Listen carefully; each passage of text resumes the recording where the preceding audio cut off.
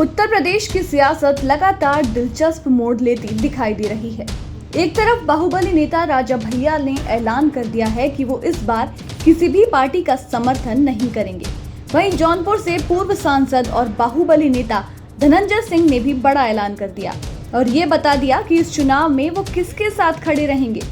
धनंजय सिंह ने इस बात से पर्दा उठाते हुए ये बताया कि बीजेपी को वो इस बार अपना समर्थन देने वाले हैं।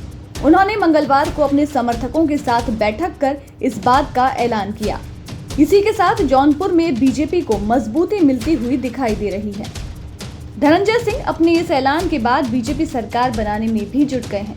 उन्होंने अपने सहयोगियों के साथ चर्चा के बाद कहा कि मैं भाजपा का साथ दूंगा। मैं प्रधानमंत्री नरेंद्र मोदी और सीएम योगी आदित्यनाथ के साथ हूं।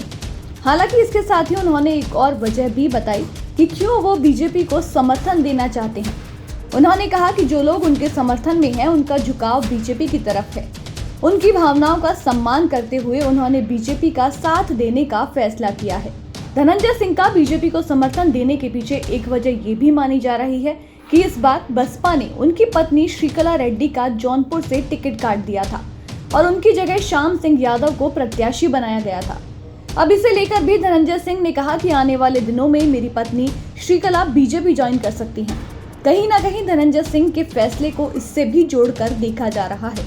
हालांकि उनका कहना है कि अगर वो बीजेपी में जाती हैं तो ये पूरी तरह से उनका खुद का फैसला होगा। मगर जौनपुर के सांसद रह चुके धनंजय सिंह के इस ऐलान की टाइमिंग पर भी चर्चा हो रही है, क्योंकि 16 मई को पीएम नरेंद्र मोदी यहाँ के दौरे पर हैं और वो एक जनसभा को संबोधित करेंगे। अब इस राजनीतिक उठापटक के बीच Jaunpur Lok Sabha seat hot seat बन चुकी है। एक तरफ बसपा ने श्रीकला का टिकट काटा और फिर संजय सिंह ने बीजेपी को समर्थन दिया और पत्नी के बीजेपी ज्वाइन करने की बात भी कह दी। लेकिन वहीं बीएसपी का कहना है कि श्रीकला ने खुद अपना नाम वापस लिया है, उनका टिकट नहीं काटा गया।